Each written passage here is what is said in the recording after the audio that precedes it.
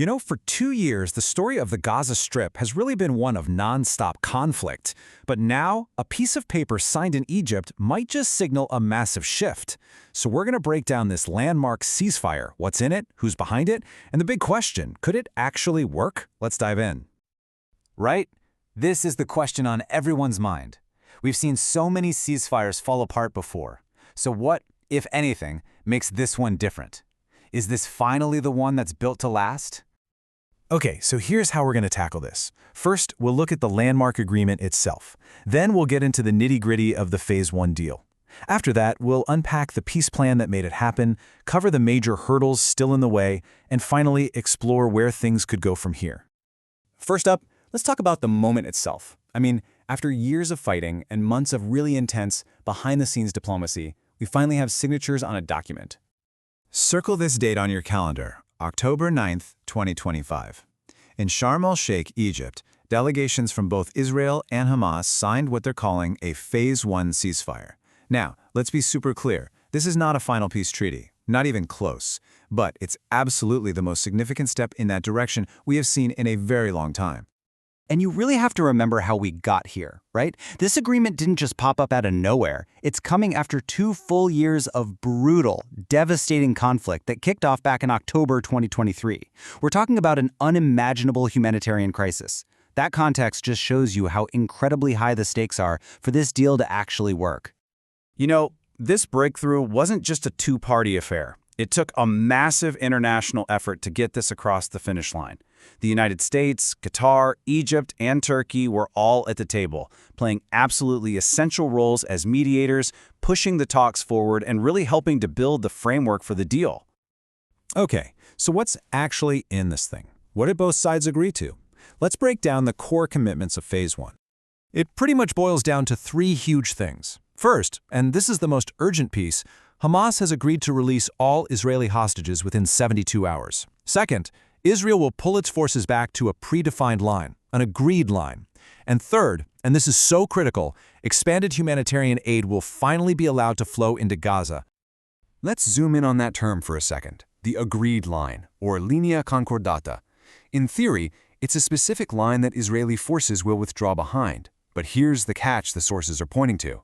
The exact boundaries are apparently still pretty vague, and that ambiguity, that could become a huge point of friction down the road. So, hold on. None of this is actually happening yet. There's one more big hurdle. The deal has to be ratified by the Israeli cabinet. Only after they give it the green light does a 24-hour clock start ticking. And that's what triggers the entire sequence, including that critical 72-hour window for the hostages. So who's the architect behind this potential breakthrough? Well, according to the sources, one figure looms incredibly large: former U.S. President Donald Trump. And his signature style was on full display here. He announced the deal on his social media platform, framing it as the first phase of his plan. And he immediately applied immense public pressure, warning that any more delays would lead to, quote, massive bloodshed. It's a very public, very high-pressure way to negotiate. And get this Phase 1 deal, it's just the tip of the iceberg. It's reportedly just the first part of a much larger, comprehensive 20-point plan from Trump, one that's designed to cover the whole shebang, from the immediate ceasefire all the way to long-term reconstruction. So how did he do it? Well, the sources say he personally got on the phone and mobilized those international mediators. He deployed a special envoy, Steve Witkoff, to shuttle between the parties.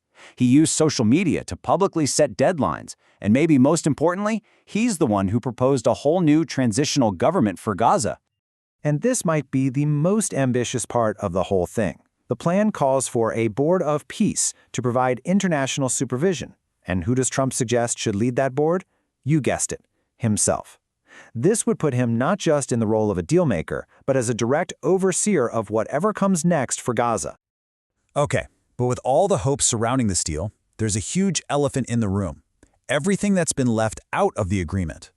This is where the experts are getting really concerned, because there are a ton of critical questions left unanswered. See, Phase 1 basically kicks all the hardest questions down the road. For example, what happens to Hamas politically? The deal's silent. What about completely disarming them? Not in this phase. A long-term plan for security or for rebuilding Gaza? All of that has been put off, leaving these massive, unresolved issues just sitting there. So, as you can probably guess, the reactions are split right down the middle.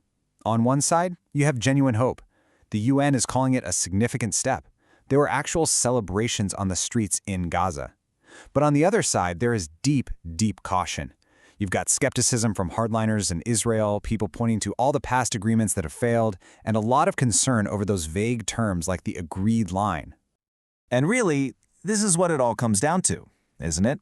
Signing a piece of paper in a fancy hotel is one thing. The real test, the biggest challenge, is turning that document into a reality for people on the ground, in a place filled with ruins and decades of distrust.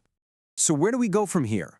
The sources basically lay out 4 different paths this could take, and they range from the best-case scenario. So, the best-case scenario is what's called orderly implementation. Everybody does what they said they would, and the fighting stops. Then you have a more likely messy scenario, slow execution. A partial truce holds, but arguments and logistical problems mean some violence continues.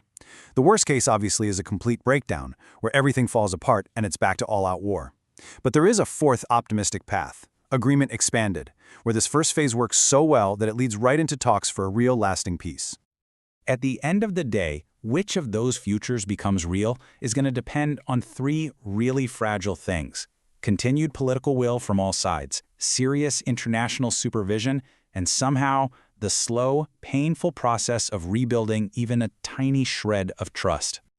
And it's so important to remember that behind all the high-level politics, this is the reality on the ground. This quote from the source material just hits you. Gaza is devastated. Infrastructure gone. Shortages of water, electricity, hospitals. That's the backdrop for all of this. And that leaves us with this final, crucial question. Right now, we have a peace that has been announced, but will it become a peace that is actually lived by the people in Gaza and Israel? For now, that is the biggest unanswered question of all.